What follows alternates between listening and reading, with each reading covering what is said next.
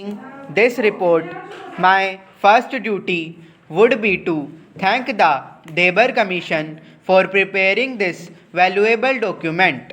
The Commission have gone deep into the various aspects of this problem and have produced an important and valuable document. The Commission had to tour a lot and they had to put in very hard work. I should like to convey my thanks and congratulations to the chairman of the commission, Sri Debar, and also to his other colleagues for this useful contribution. As the House is aware, the problem of the scheduled tribes has been constantly engaging the attention of the government since the constitution was framed and adopted. Still, the government were not satisfied with the actual progress made. It was in that context that the government appointed two committees before the Debar Commission was appointed. The first was the Alvin Committee, which specially dealt with the problem of the tribal blocks. The second committee was appointed on the suggestion of the Estimates Committee to study the problem of the backward communities, especially on top of that, in pursuance of Article 339 of the Constitution, the government appointed the Debar Commission and now it is for the House to give its opinion on the recommendations made by the Commission. Our desire is that as soon as the Parliament, this House, as well as the other House, has discussed this report and expressed its views, we will go ahead with the recommendations made and we will certainly like that they are implemented as early as possible. I do not want to enter into generalities, but it must be said that our country is vast and our problems are so immense. Generally, we are a very poor country, and it is true that during the British days we did not actually realize what poverty meant.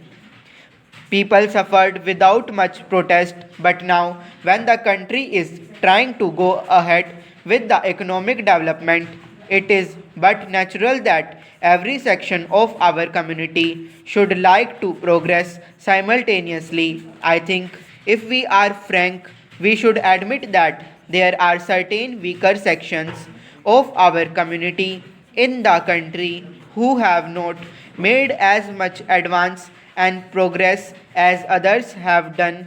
It has therefore become very important that we should lay special emphasis on the development of the scheduled castes and the scheduled tribes.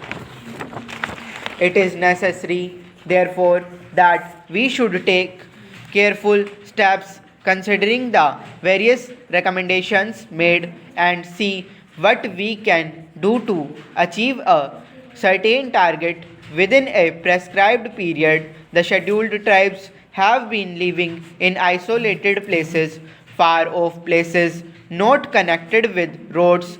They do not have any amenities of life, neither medical aid nor even proper educational facilities.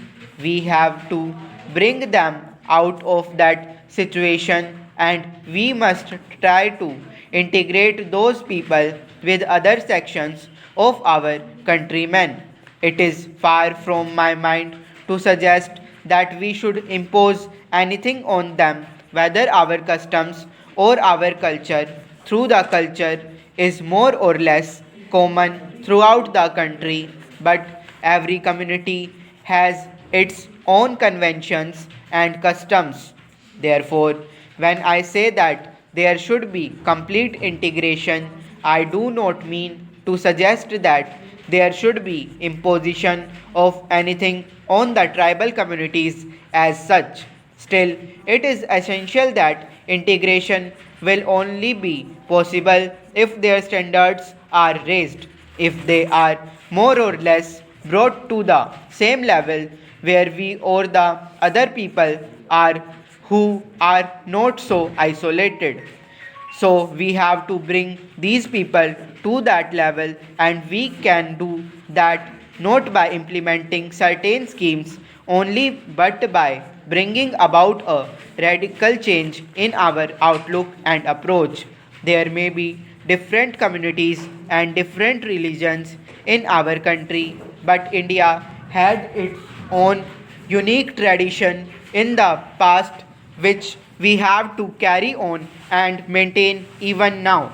In fact, our philosophic base has been unity in diversity, and in it is our good fortune that we are free when we have become independent. Various communities and religions exist in our country, and it should be our effort to bring about complete unity and solidarity amongst ourselves, even if our religions are different or we differ in our customs, rights, etc.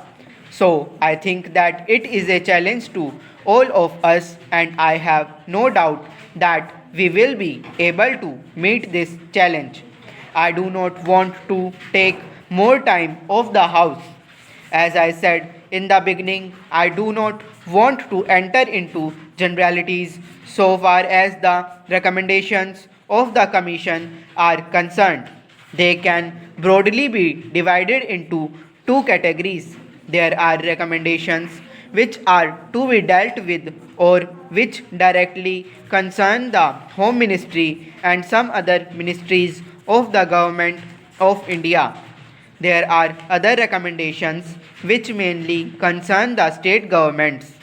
In fact, it is the state governments which have really to execute and implement the programs.